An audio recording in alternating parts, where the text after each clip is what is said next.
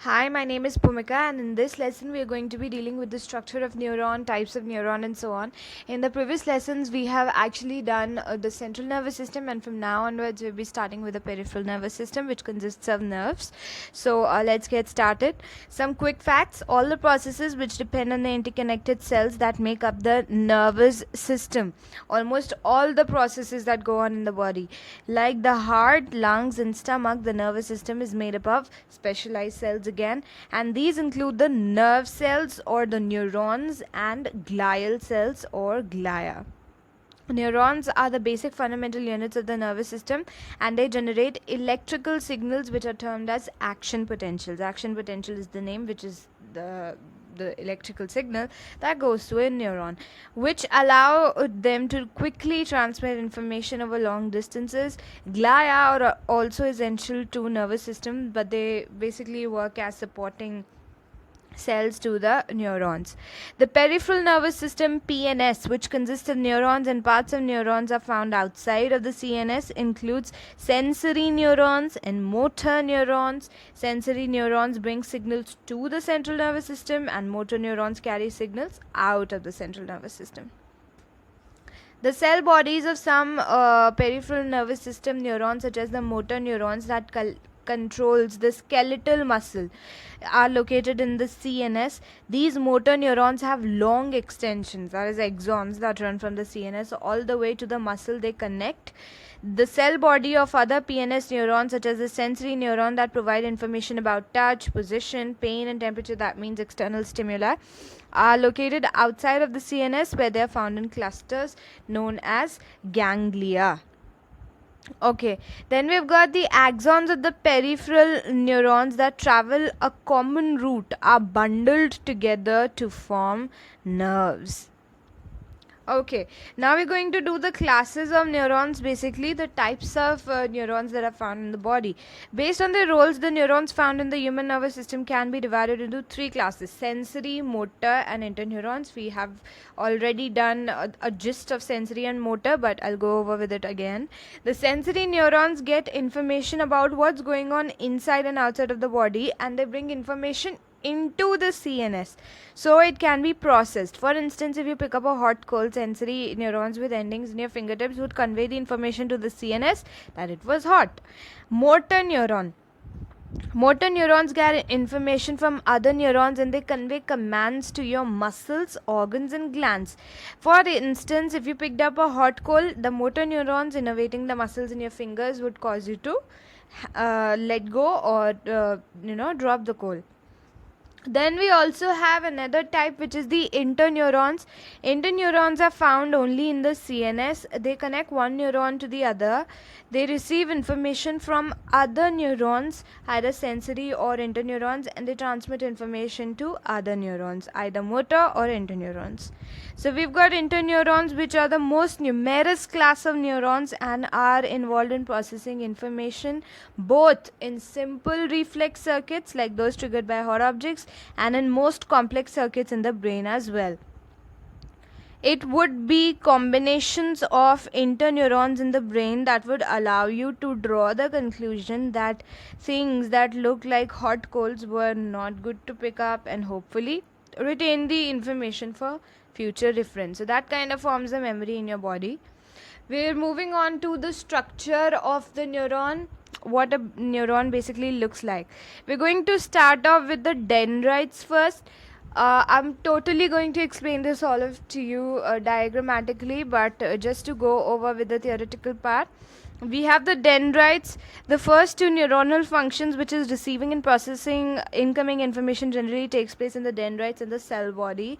Incoming signals can either be excitatory, which means that they tend to make the neuron fire or probably generate an electrical impulse, or inhibitory, which means that they tend to keep the neuron from firing. Then most neurons, they receive many input signals throughout the dendritic trees. A single neuron may have more than one set of dendrites and may receive many thousand input signals. Whether or not a neuron is excited into firing an impulse depends on the sum of all the excitatory and inhibitory signals it receives. If the neuron does end up firing, the nerve impulse or action potential is conducted down the axon, and this movement of the action potential down the axon is known as transmission of the electrical impulse, a procedure which is very important in characterizing all the processes that take place in the body. And we're going to study deeper into this in the next lesson, of course. Then the next part is the axon, which differs in dendrites in several ways.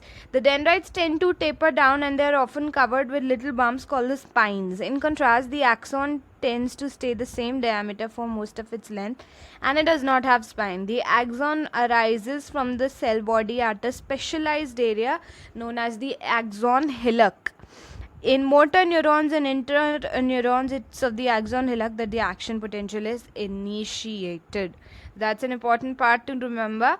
Finally, many axons are covered with a special insulating substance called myelin, which helps them convey the nerve impulse rapidly, and myelin is never found on dendrites. Okay, so this myelin is also termed as the myelin sheath as well. It's present in some of the neurons, and it's not present in the others. Towards its end, the axon splits up into many branches and develops bulbous swellings which are known as axon terminals. These axon terminals make connections on the target cells. Finally, we have the most important part of the neuron, which is the synapse. Synapse is basically the gap. So neuron to neuron connections are made onto the dendrites and cell bodies of other neurons. These connections are known as synapses and are the sites to which information is carried from first neuron, which is known as the presynaptic neuron, to the target neuron or the postsynaptic neuron. So if imagine there are two neurons and the neuron on the top has generated an action potential, so that action potential travels down the axon and then through synapse it's passed onto the neuron which is present on the bottom. So this particular neuron which has received the action potential from the upper neuron is the postsynaptic neuron, obviously because it's lying post to the synapse, and then the previous neuron which had actually generated the action potential is termed as the presynaptic neuron because it's present before the synapse. The synaptic connections between neurons and skeletal muscle cells are generally called neuromuscular junctions, and the connections between neurons and smooth muscle cells or glands are known as neuroeffector junctions. So at most synapses and junctions, information is transmitted in the form of chemical messengers, which is termed as neurotransmitters. When an action potential travels down an axon and reaches the axon terminal, it triggers the release of neurotransmitter from the presynaptic cell. And then these neurotransmitters, they go onto the synapse and they bind onto their particular receptor sites on the postsynaptic neuron, and as such, the action potential, it travels downside. So the neurotransmitter molecules cross the synapse and bind to a membrane receptor on the postsynaptic cell, conveying an excitatory or inhibitory signal, whatever, it depends on the cell. Thus, the third basic neuronal function, which is communicating information to target cells, is carried out by the axon and the axon terminals. Just as a single neuron may receive inputs from many presynaptic neurons, it may also make synaptic connections on numerous postsynaptic neurons via different axon terminals.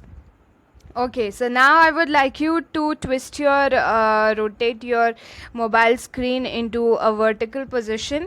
Starting out, we have the dendrites here right on top, these tree-like structures which have arisen outside. These are termed as the dendrites, and these dendrites may be 1 to a number.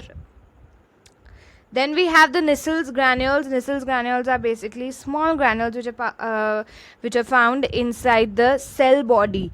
Right here we have a nucleus right in the center. Then this whole position is known as the axon.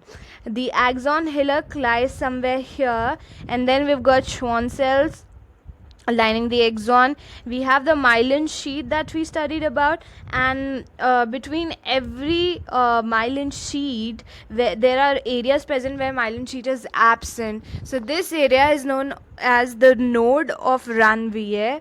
Then we've got the axon terminals right here, and then we also have the synaptic knobs, and at this place right here lies the synapse.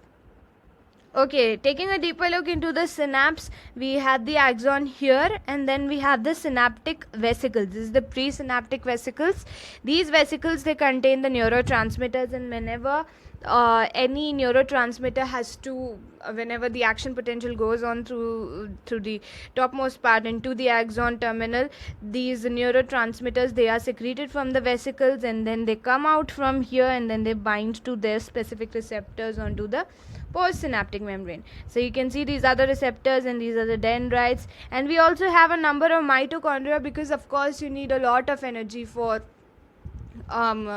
the transmission of the nerve impulse. So that was about the structure of neuron. If you think you want a better understanding in this, then you can also watch this lesson in my Hindi course. Please follow me, rate, review and recommend this lesson. Thank you for watching.